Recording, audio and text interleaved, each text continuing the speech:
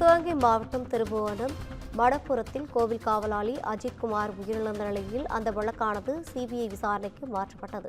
தற்போது அஜித்குமாரின் வீட்டில் சிபிஐ விசாரணையானது நடைபெற்று வருகிறது.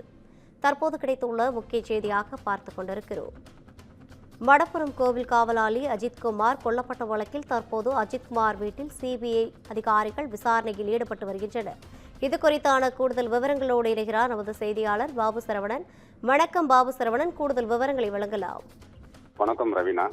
சிவகங்கை மாவட்டம் திருப்போணவரில் மடப்புரம் காளியம்மன் கோயிலில் காவலாளியாக பணிபுரிந்த அஜித்குமார் என்பவர் கடந்த 27ஆம் தேதி தனிப்படை காவல்துறையினரால் விசாரணைக்கு அழைத்து செல்லப்பட்டு மரணமடைந்தார்.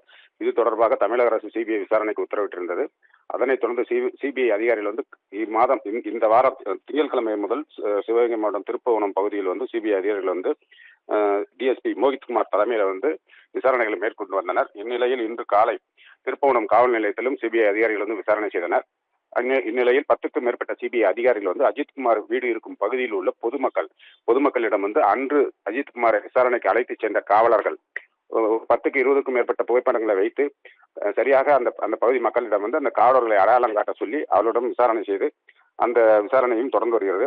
அது மட்டுமல்லாமல் அஜித்குமாரை தனிப்படை காவல்துறை விசாரணைக்கு அழைத்து செல்லும் பொழுது அங்குள்ள ஒரு டீ கடையில் டீ சாப்பிட்டு உள்ளனர். அந்த சிசிடிவி காட்சிகளையும் சிபிஐ அதிகாரிகள் கைப்பற்றி தற்போது விசாரணை மேற்கொண்டு வருகின்றனர். அது மட்டுமல்லாமல் அந்த பொதுமக்களிடம் பெறப்படும் விஷயங்களை அது வாக்குமூலமாகவும் அதை பதிவு செய்து வருகின்றனர் சிபிஐ அதிகாரிகள். ரவீனா,